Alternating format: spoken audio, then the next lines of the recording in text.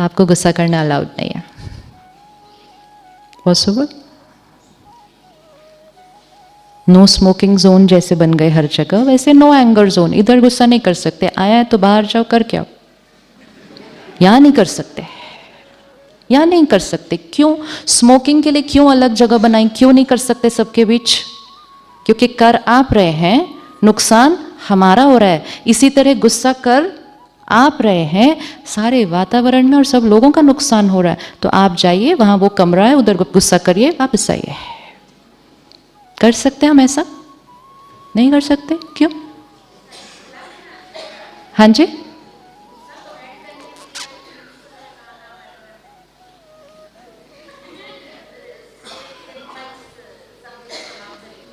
After some time we will not even have to do that. Why?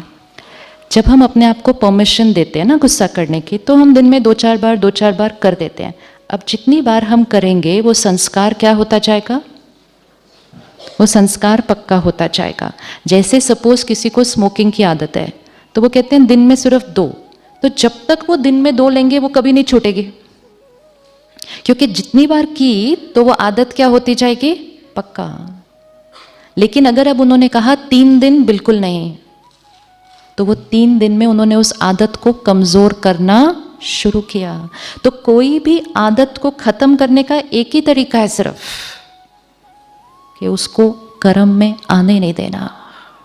जितनी बार वो आएगी वो सिर्फ क्या होती जाएगी? स्ट्रेंथन होती जाएगी। Don't you think we should have anger banned in places of healing?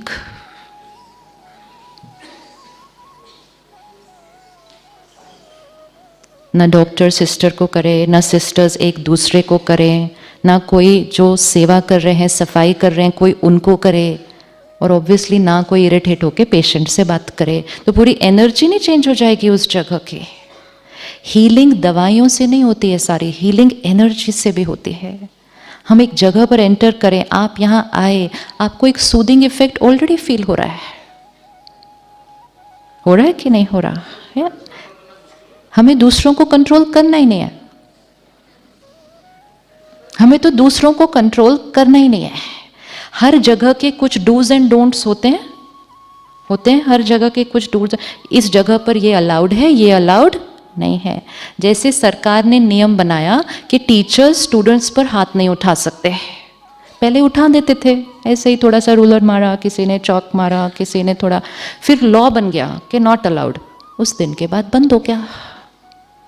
तो हम लॉ सरकार क्यों बनाए? हम अपने लिए, खुद के लिए लॉ बनाएंगे ना, कि मेरे लिए और जो मेरा एनवायरनमेंट है वहाँ पे ये चीज़ कितनी हानिकारक है। हम एक दर्द का एनवायरनमेंट क्रिएट कर रहे हैं जहाँ हीलिंग होनी चाहिए। और फिर जब एक ने दूसरे को डांटा, दूसरे ने तीसरे को डांटा, तीसरे ने चौथे को डांटा, तो फिर 5वें ने तो पेशेंट से इरिटेट होकर बात कर ही लेनी है। दर्द में आया है सामने वाला, दर्द में आया है, वैसे ही कंफ्यूज्ड है, उसको कुछ नहीं पता उसको क्या हुआ है। अभी अभी या तो उसको रिपोर्ट मिली और उसको पता चला कि उसको कोई बहुत बड़ी बीमारी है। उसने किसी से 2 क्वेश्चन पूछे और उसने इरिटेट होकर उसको जवाब दे दिया। क्या कर्मा बना रहे हैं हम बैठकर अपना? क्या बना रहे हैं? सिर्फ क्यों? क्योंकि हम उस वातावरण में हैं where that's in the vibration in the air. अपने लिए नियम बनाते हैं कि सुबह से शाम तक while I am here मुझे गुस्सा करना अलाउड नहीं है। वैसे भी हम अपनी चॉइस से गुस्सा करते हैं, हम सबको गुस्सा नहीं करते हैं। क्या आप सबको गुस्सा करते हैं? नहीं। आप किनको गुस्सा करते हैं? आप किनको गुस्सा करते हैं? जिनको अलाउड है। जिनको अलाउड नहीं है वहां चुप, इनके सामने कुछ नहीं बोलना। चाहे अंदर से बुरा लग रहा हो लेकिन बाहर नहीं आएगा। बाहर नहीं आया तो भी आधा काम हो गया, संस्कार बच गया, बच गया। फिर बाहर फिनिश करके धीरे धीरे फिर अंडरस्टैंडिंग के साथ, ज्ञान के साथ, आत्मा की पावर को बढ़कर वो अंदर भी खत्म हो जाएगा।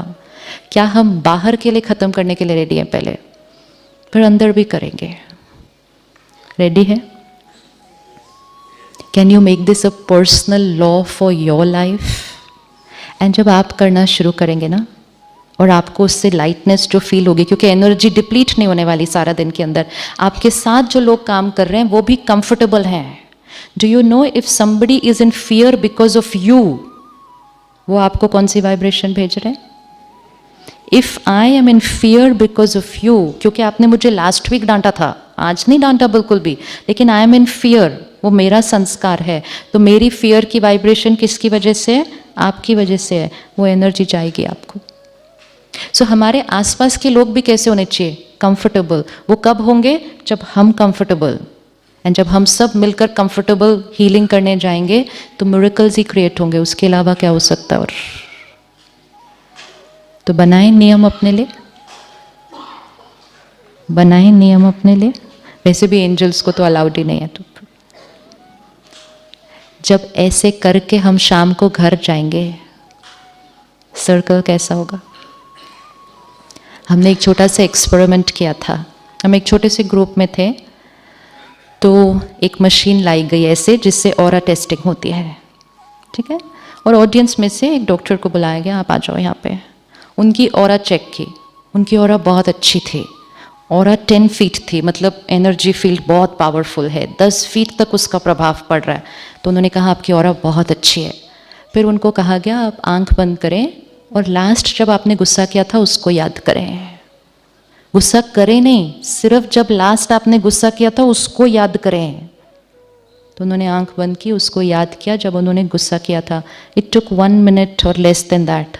उसके बाद उनकी energy field check, it was in front of everybody, उनकी energy field had fallen up to 3 feet, collapsed in 1 minute. Energy इतनी जल्दी बढ़ती और घटती है। फिर उनको कहा गया अब आंख बंद करें और फिर ये थॉट क्रिएट करें, I am a pure soul, peaceful soul, it's my nature. Again 1 minute meditate करें, वापस energy field had gone back to normal.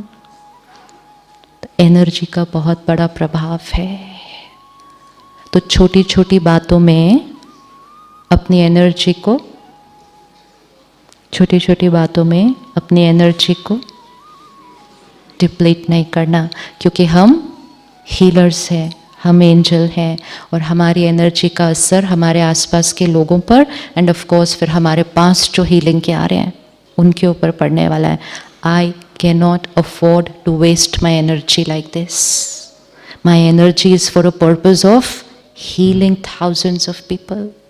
And जब हम उस इंटेंशन से अपनी एनर्जी को बचाएंगे, सबसे पहले कौन बच जाएगा? हम खुद। हम काम करेंगे, काम करवाएंगे, डिसिप्लिन करेंगे, डिसिप्लिनरी एक्शन भी लेंगे, लेकिन हिले बिना। It's only a lifestyle change, these are lifestyle changes. ये लाइफ है, ये लाइफ है, एनर्जी लाइफ है। ये निकल जाए तो लाइफ खत्म हो जाती है। तो ये लाइफ का जो स्टाइल है उसको लाइफस्टाइल कहते हैं। Lifestyle is not only about what we are eating, drinking, wearing. Lifestyle is about what we are thinking, speaking, behaving. That's my lifestyle. And अगर आज आप हम सबको बताते हैं कि majority of illnesses are lifestyle diseases, तो फिर उनको सिखाने से पहले तो अपनी लाइफस्टाइल को चेंज करना पड़ेगा। हर एक पेशेंट की प्रिस्क्रिप्शन पर लिखते हैं आपको ये करना है, ये करना है, ये करना है, ये दवा खानी है, ये एक्सरसाइज करनी है, ये, और नीचे लिखते हैं जब तक ये इलाज चल रहा है गुस्सा करना अलाउड नहीं है, sign. Because it's part of healing. आप नेगेटिव एनर्जी क्रिएट कर रहे हैं और आप हीलिंग चाहते हैं बॉडी की। पूरी फैमिली को बता दें कि पुराना जीवन जीने का तरीका हीलिंग को ऑब्स्ट्रक्ट करता है, लेकिन बता कौन पाएगा? जो खुद लेते हैं वो दूसरों को, पेशेंट्स को कहते हैं रोज शाम को एक इज ओके। जो खुद खाते हैं वो पेशेंट को कहते हैं कि इससे तो प्रोटीन मिलती है। इसी तरह जो खुद गुस्सा करते हैं वो पेशेंट को कहते हैं गुस्सा करना तो नेचुरल है। जो छोड़ देते हैं, जो उसका बेनिफिट देखते हैं, वो सबको कहते हैं ये कर लो, आधा इलाज तो आपका इसी में हो जाएगा। बैटरी चार्ज, यहाँ से बैटरी चार्ज होगी तब तो इस शरीर को कोई एनर्जी मिलेगी, तब तो ये शरीर ठीक होगा। दवा भी किसको लगेगी? शरीर के अंदर वो ताकत, यहाँ से आप दवा दे रहे हैं, प्रोसीजर कर रहे हैं, और यहाँ से मैं टेंशन, एंग्जाइटी, फियर सब कुछ क्रिएट कर रही हूँ, आप कहेंगे इनको आप ठीक क्यों नहीं हो रहे, इतने दिन हो गए. Both have to be in harmony. And that's why it is science and spirituality, medication and meditation. And meditation lifestyle means Satyugi Sanskar.